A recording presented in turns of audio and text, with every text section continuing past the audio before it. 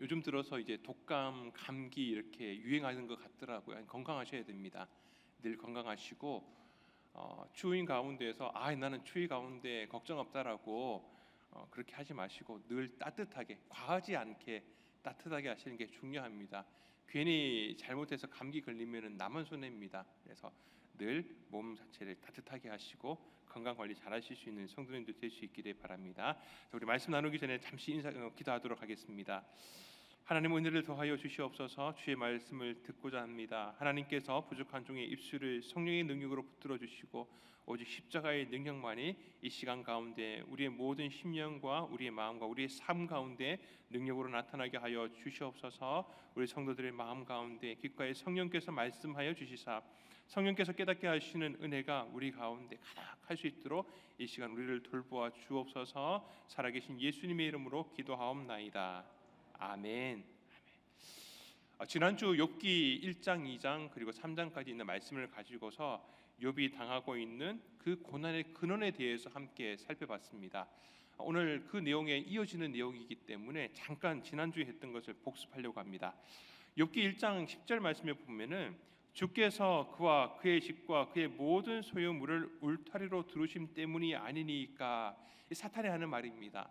사탄이 하나님께 욥을 시험하기 위해서, 욥이 하나님께서 이렇게 둘러 계시기 때문에 지금 하나님을 경외하고 하나님을 잘 섬기고 있는 게 아닙니까? 하나님께서 그 울타리 가운데에서 재산도 부유하게 주시고 좋은 자녀도 주시니까 하나님을 잘 섬기는 것처럼 보이는 것이지, 이 울타리를 하나님 걷어버리시게 되면은 당장 하나님을 배반하고 하나님을 원망하게 될 것입니다. 그래서 사탄은 첫 번째 시험에서는 그의 소유물이라고 하는, 그리고 그의 자녀까지 포함되어 있는 그 울타리를, 하나님께서 지키고 계시는 그 울타리를 치워버리도록 합니다. 그리고 두 번째에는 그의 육체 가운데 병을 주어서 그가 고난 가운데 살아있기는 살아있더라도 거의 산송장처럼 살아있는 그러한 욥의 모습으로 만들어버립니다. 여호와 하나님이라는 그 울타리가 사라지고 모든 것이 불안해지기 시작을 합니다. 욥의 마음도 항상 너긋하고 뭐 이게 어떻다라고 괜찮아 하는 것도 아닙니다. 사실 그도 인간이기 때문에 이 상황 자체가 불안하기는 마찬가지입니다.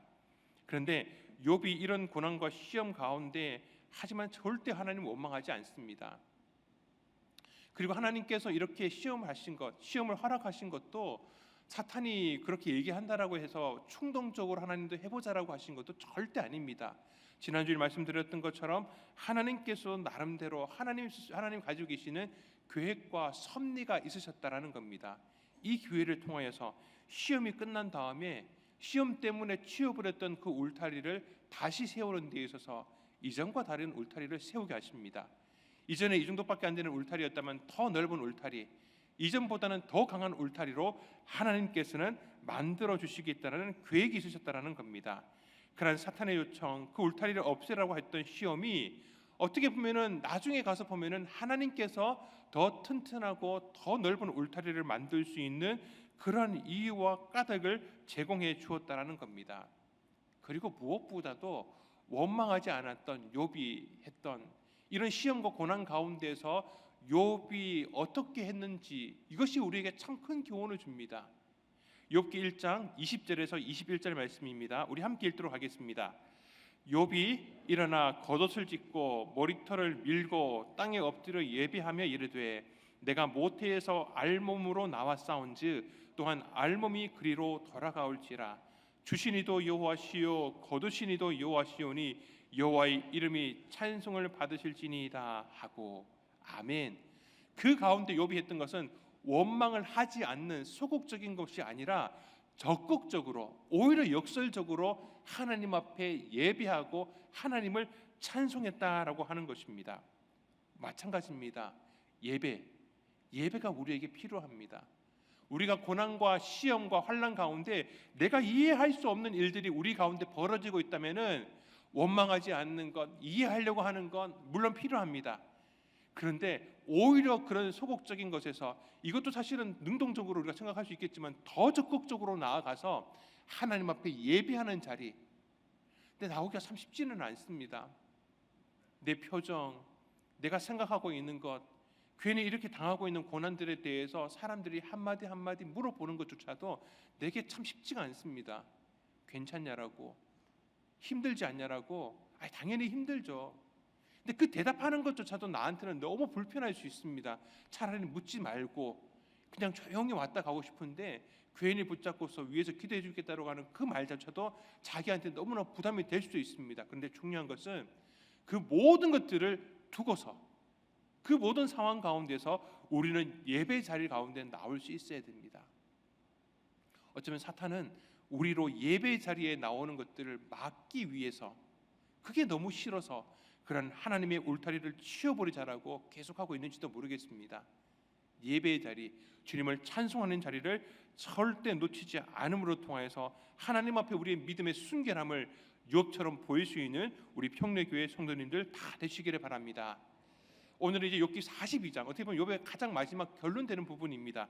그 말씀을 통하여서 이런 하나님께서 고난과 인내를 보인 욥에 대해서 어떻게 축복하셨는지를 함께 살펴보려고 합니다. 욥이 당했던 시험에 대해 가지고 네가 왜 그런 시험과 고난을 당하는지 누가 속 시원하게 얘기해 주는 사람은 사실 없었습니다. 욥도 몰랐고 욥의 친구도 몰랐습니다. 욥기는 42장까지 있습니다. 근데 우리가 일반적으로 알고 있는 욥의 내용은 대략 이렇죠. 아까 말씀드렸던 것처럼 사탄과 하나님과의 얘기 가운데서 욥의 시험이 결정이 됩니다.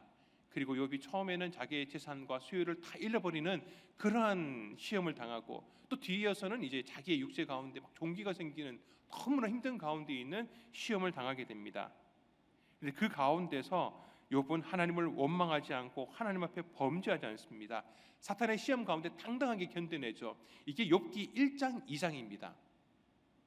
그리고 욥이 그렇게 원망하지 않았기 때문에 하나님께서 그에게 갑절의 축복을 주셨습니다라는 내용이 욥기 42장에 나옵니다. 그것도 42장 끝부분에 가서야 그 얘기가 나옵니다. 우리가 욥에 대해서 알고 있는 내용이 거의 1장, 2장과 42장 끝에까지, 그리고 우리가 3장부터 42장까지는 거의 우리가 알고 있는 내용이 잘 없습니다. 거의 비슷한 내용들이 반복되고 있는 이유도 있지만은 그 내용들에서 우리가 제대로 이렇게 본 적도 사실은 없기 때문에 그렇습니다. 쉽게 얘기해서 그 가운데서는요, 대부분의 이야기들이 욥과 그의 세 친구가 논쟁을 벌이고 있는 내용들입니다.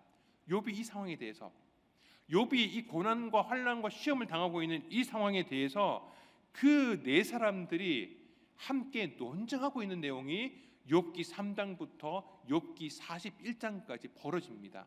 그러니까 욥이 어떻게 보면 주제는 욥이 고난 당하고 하나님께 축복받은 게 아니라, 그거는 무대의 배경을 만들어 주는 것이고, 오히려 우리에게 얘기하고 싶은 것은 이 논쟁거리입니다. 이 상황 가운데서 이 논쟁하고 있는 것이 과연 어떤 의미가 있는 것인지, 무엇을 얘기하고 있는지, 욥은 뭐라고 얘기하고 있고 욥의 세 친구는 뭐라고 얘기하고 있는지, 그리고 마지막 욥기 38장에 나타나시는 하나님의 그 말씀을 통해서 우리는 어떤 교훈을 얻어야 되는 것인지, 욥의 중심은 그 이야기입니다. 그런데 그 내용들에 대해서 우리가 요약해서 다시 한번 더 얘기하자면은, 욥과 욥의 세 친구는 지금 당하고 있는 이 상황에 대해서 얘기하다가 논쟁하다가 세상 돌아가는 이슈들을 다 얘기하고 있다가 어디까지 가느냐? 하나님은 이런 하나님이시다. 하나님은 이런 분이시다. 자기가 알고 있는 지식 가운데에서 하나님을 얘기합니다. 하나님을 판단합니다. 하나님은 이런 분이시다. 하나님은 이런 분이시기 때문에 네가 이렇게 당하는 고난은 네가 지금 얘기하는 것은 잘못된 것이다. 그런데 결정적으로 자기들이 알고 있는 하나님이 정말 옳은 것일까요? 욥과 욥의 친구들의 얘기에는 분명한 차이점이 있었습니다. 욥의 세 친구는 이 상황에 대해서 굉장히 단정적으로 얘기를 합니다. 한치의 의문이 없습니다. 자신의 생각에는 오류가 없습니다. 하지만 욥은 다릅니다. 욥도 이전에는 욥의 세 친구들처럼 세상이 그런 줄 알았습니다. 그런데 자기 자신이 이렇게 당하고 보니까 다르더라는 겁니다. 욥은 어떻게 보면은 세 친구가 얘기하고 있는 그 수준 이상으로 하나님을 믿었는지도 모릅니다. 왜냐하면 하나님께서 그의 순전한 믿음에 대해서 인정하셨기 때문에 그렇습니다. 사람들이 인정한 것이 아니라 하나님이 인정하실 만큼 욥은 분명하게 하나님을 믿는 신앙 가운데 있었던 사람이었습니다. 그런데 그랬던 자신에게 이해할 수 없는 일이 벌어졌던 겁니다. 아무리 생각을 해봐도 이해가 안 됩니다. 자기가 원래 알고 있었던 하나님에 대한 지식과 믿음을 가지고서는 지금 자신이 당하고 있는 이 고난의 현실이 해석이 되지가 않는 겁니다. 그렇게 욥은 하나님의 행하심에 대해서 아무런 결론도 내리지 못하고 다만 왜라는 질문만 던집니다. 왜요? 하나님, 내가 왜 이런 고난 가운데 있습니까?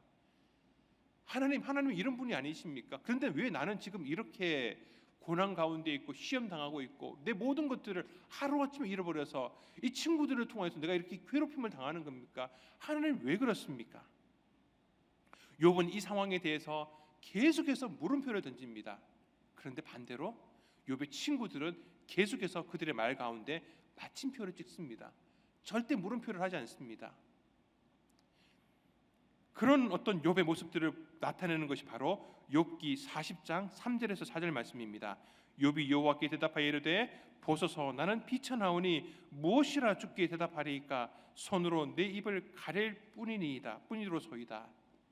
욥은 이 상황에 대해서 하나님이 나타나셔서 네가 이 상황을 아느냐라고 질문을 던졌을 때에 하나님, 내가 아는 게 하나도 없습니다.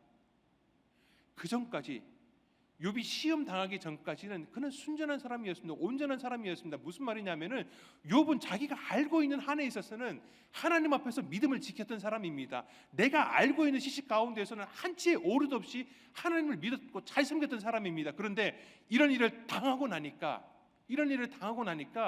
내가 알고 있는 믿음에 대한 지식이 무언가 잘못된 걸 느낍니다. 아니, 틀렸다라는 게 아니라 뭔가 한계가 있다는 것을 느끼게 됩니다.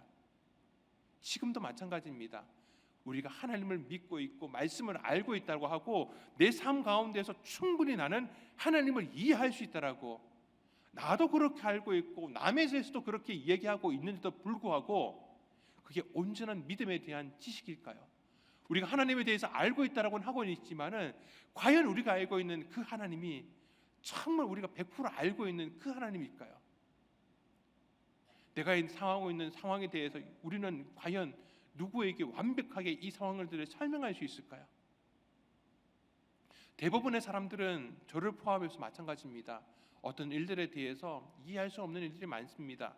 육체의 질병을 당하거나 갑자기 발생하는 어려움들에 대해서 목사인 제게 왜 그런 일이 생기는 거냐고 물어보시면 사실 저도 모릅니다. 저도 모르겠어요. 왜 수십 년 동안 하나님 믿는 신앙 잘 지켜왔는데 왜 이렇게 지켜오셨던 분이 그렇게 남들도 걸리지 않는 감기가 아니라 왜 그런 일을 당합니까?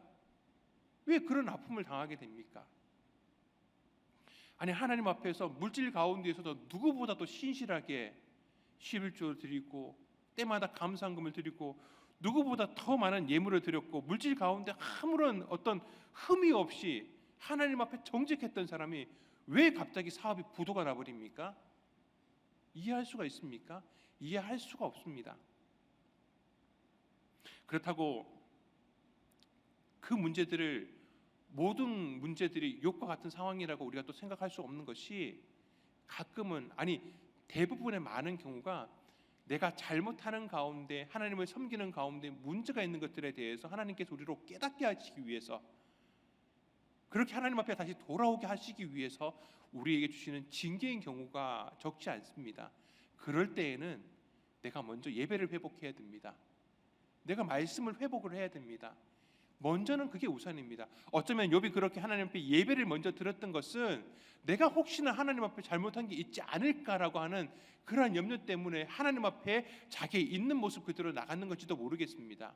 우리가 먼저는 우리의 괴로움 가운데, 우리의 환난 가운데 하나님 앞에 나오는 것이 필요합니다. 예배를 회복해야 되고 내가 하나님 앞에 감당해야 될 그 사명의 자리를 회복하는 것이 우선입니다. 그런데 그렇게 하는데도 불구하고 이런 일들을 당합니다. 지난주 이렇게 계속해서 말씀했던 울타리를 가지고서 설명을 드립니다. 하나님께서 나를 둘러싸신 이 울타리를 이해하는 것만도 많은 시간과 경험이 필요합니다. 그런데 욥처럼 혹은 그 센 친구처럼 무언가 이제는 나도 다 알고 있고 판단할 수 있다라고 하는데 그때에 어쩌면 우리가 이해할 수 없는 그러한 고난이 닥치게 될 수도 있습니다. 하나님께서 지금까지 만들어 주셨던 그 울타리를 걷어버리시는 순간에 우리는 울타리 바깥에 있는 새로운 세상을 경험하게 됩니다. 바로 신앙생활에 있어서 신대륙을 발견하게 되는 것입니다. 너무 낯섭니다. 익숙하지가 않습니다. 이게 무언가 싶습니다. 항상 좋은 것만 누리고 있다가, 항상 반듯한 것만 누리고 있다가 신대륙을 발견하는 순간에 우리는 당황하게 됩니다. 그 순간 우리의 고백이 바로 욥의 고백이 되어야 됩니다. 욥기 42장 6절 말씀입니다. 우리 함께 읽도록 하겠습니다. 그러므로 내가 스스로 거두어 드리고 티끌과 재 가운데서 회개하나이다. 아멘. 내가 스스로 거두어 드리고 나 자신의 한계를 거두어 드립니다. 이제 새롭게 부딪히는 현실 가운데에서 다시 겸손한 마음으로 하나님을 알아가겠습니다라는 욥의 고백이 이 가운데 있는 것입니다. 하나님을 알아가는 데는 졸업이 없습니다. 이 정도 신앙생활을 했으면 이제 알 만큼 다 알고, 내가 성경을 통독을 하는데 내가 지금까지 남들 뭐 몇 독 하는 것 이상으로 나는 수십 번을 읽었다라고, 100번을 읽었고 200번을 읽었다라고 할지라도 우리가 하나님을 아는 것일까요? 아닙니다. 그 아는 것에서 또 아는 것이 또 필요합니다. 우리는 하나님을 아는 것에 있어서 절대 게을리하면 안 됩니다. 지금도 마찬가지입니다. 우리는 하나님을 알기 위해서 최선을 다해야 됩니다. 그렇기 위해서 내가 수십 번의 성경을 읽었더라도 또 읽고 또 읽어야 됩니다. 왜? 우리는 인간이기 때문에 그렇습니다. 하나님께서는 그렇게 읽는 가운데 기뻐하십니다. 어떻게 내 마음을 알기 위해서, 내가 너에게 준 이 말씀을 알기 위해서 그렇게 노력하느냐고 하나님께서 기뻐하시는 가운데서 우리의 지식의 한계를 더 넓게 만들어주시는 하나님이시다라고 하는 것입니다. 지금까지 나는 하나님을 잘한다라고 생각했고, 그래서 현실 가운데 웬만한 어려움들을 잘 이겨왔는데 어떤 때는 내가 감당할 수 없는 것이 내게 닥쳐옵니다. 욥처럼 말입니다. 그리고 그 고난의 시간을 지나고 나면 우리가 얻게 되는 하나님에 대한 지식은 이전과 다른 더 넓어진, 더 깊어진 지식을 깨닫게 되고 알게 되는 것입니다. 욥은 이 고난의 시간을 통하여서 자신의 하나님에 대한 신앙, 하나님에 대한 지식이 더 넓어진 것을 알게 됩니다. 깨닫게 됩니다. 더 업그레이드가 되었다는 것을 알게 됩니다. 욥기 42장 5절 말씀입니다. 우리 함께 읽도록 하겠습니다. 내가 주께 대하여 귀로 듣기만 하였사오나 이제는 눈으로 주를 배움나이다. 아멘. 욥기가 시작될 때에 자신의 신앙을 욥은 그렇게 고백을 하는 겁니다. 내가 지금까지는 귀로 듣는 신앙이었습니다. 그런데 내가 이제는 눈으로 보는 신앙으로 업그레이드가 되었습니다. 이 고난과 시험과 역경, 내가 도대체 이해할 수 없는, 내가 지금 알고 있었던, 지금까지 경험하고 있었던 그 지식으로 내가 당하고 있는 것들은 알 수 없었는데, 이 모든 것들 가운데에서 하나님 앞에서 원망하지 않고 범죄하지 않고 이 상황들에 대해서 하나님, 내가 모르겠습니다. 나는 그냥 입술을 닫고서 하나님 앞에서 잠잠한 가운데 하나님 앞에 예배하며 하나님께서 내게 말씀하시기를 기다리고 있습니다. 하나님, 내게 말씀하여 주옵소서. 나로 깨닫게 하여 주옵소서. 그 넓어진 울타리 가운데서 몸부림을 치는 겁니다. 그럴 때에 하나님께서 그에 가시고 하나님께서 욥에게 의도하셨던 것처럼 바로 욥의 신앙은 귀로 듣는 신앙에서 눈으로 보는 신앙으로 업그레이드가 되었다라는 것입니다. 사랑하는 성도 여러분, 우리도 마찬가지입니다. 우리도 마찬가지입니다. 우리의 신앙 기준이 업그레이드가 되게 하기 위해서 더 넓은 하나님에 대한 지식을 우리에게 주시기 위하여서 하나님께서는 오늘도 당신 스스로가 시험하는 것은 아니지만은 사탄의 시험을 여전히 허락하고 계시는 하나님이십니다. 우리가 감당할 수 있는 시험 밖에는 하나님 앞에서 허락된 것이 없습니다. 그리고 그 시험과 고난을 욥처럼 믿음 가운데 원망하지 않고 예배하는 가운데 찬송하는 가운데 지나가게 되면은 하나님 앞에서 우리의 신앙이 업그레이드가 되는 놀라운 역사가 우리 가운데 나타나게 된다라는 것입니다. 세상이 잘못 따라가고 있는 것이 아니라 우리가 이해하지 못하는 것입니다. 하나님의 섭리를 우리는 다 이해할 수 없습니다. 인간이기 때문에 그렇습니다. 그러나 그런 새로운 신앙적 지식에까지 욥의 하나님을 아는 지식은 더 넓어지게 되었습니다.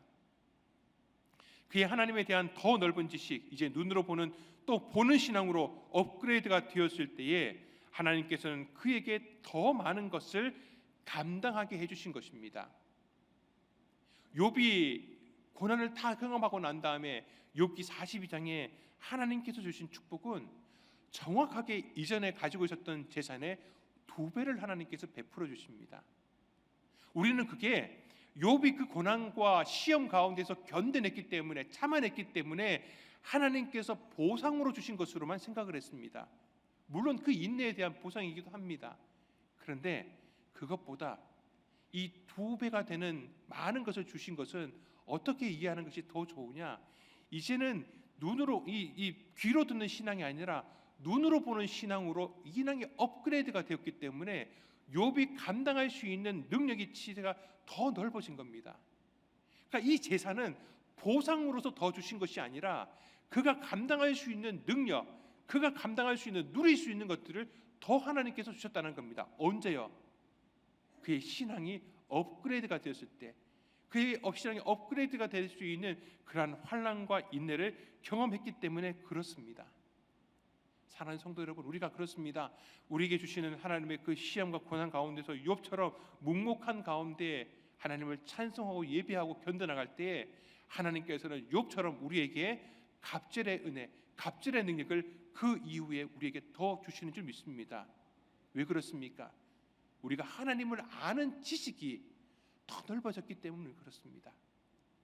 그렇다면 우리가 여기서 하나 또 생각을 가질 수가 있는 것이, 그러면은 내가 경험을 통해서 하나님을 아는 지식이 늘어나는 것도 하나님께서 그렇게 더 많은 것을 주신다면은, 내가 그것을 경험하지 않고도 그런 하나님을 아는 지식을 더 넓힐 수 있다면은 하나님께서 내게 주시는 것들을 더 넓게 주시지 않을까? 이게 깨달음입니다. 이게 깨달음입니다. 우리가 하나님을 아는 지식이 더 많이 필요한 것이 그렇습니다.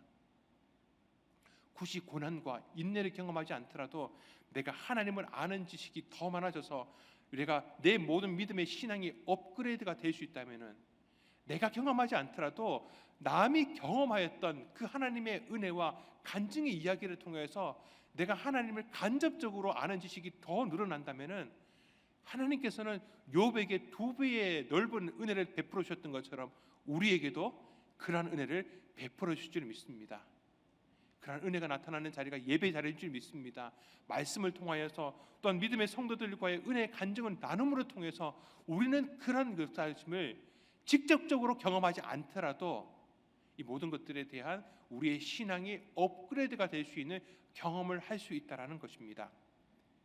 말씀을 맺습니다. 신앙은 계속해서 자라나야 됩니다. 생명이 있는 것은 자라날 수밖에 없습니다. 그런데 자라나지 않는다라는 것은 거꾸로 얘기하면은 생명이 없다라고 우리가 생각할 수 있습니다. 사랑하는 성도 여러분, 우리는 지금 자라나고 있습니까? 우리의 신앙은 지금 성숙하고 있습니까? 내가 지금 아무것도 할 수 없고 내가 무언가 자라나는 게 없으면은 거꾸로 나는 지금 생명이 있는지에 대해서 다시 반문을 해봐야 됩니다.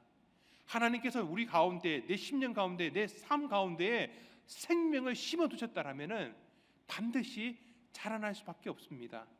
믿음의 성숙이 나타날 수밖에 없습니다. 히브리서 10장 39절 말씀입니다. 우리는 뒤로 물러가 멸망할 자가 아니요 오직 영혼을 구원함에 이르는 믿음을 가진 자니라. 아멘. 우리는 영혼의 성숙을 보여야 될 믿음의 성도들인 줄 믿습니다. 우리 2023년도가 이제 얼마 남지 않았습니다. 모든 일들을 내년으로 미루지 마시고 이 한 달 가운데라도 하나님께서 은혜를 베풀어 주시면은 이 한 해에 우리가 받아야 될 것들을 하나님께서 베풀어 주시는 은혜가 우리 가운데 나타나게 될 줄 믿습니다. 기도의 자리에 나오시고 예배 자리에 나오시고 말씀의 자리에 나오심으로 통하여서 하나님의 섭리와 계획들 가운데에서 먼저는 내가 이해할 수 없는 것 가운데 욥처럼 하나님께 부르짖는 자가 되시고, 또 말씀의 은혜를 통하여서 우리의 신앙이 업그레이드가 됨으로 말미암아서 하나님의 주시는 갑절의 축복과 은혜를 누릴 수 있는 우리 모든 믿음의 성도님들 다 될 수 있기를 주님의 이름으로 축원합니다.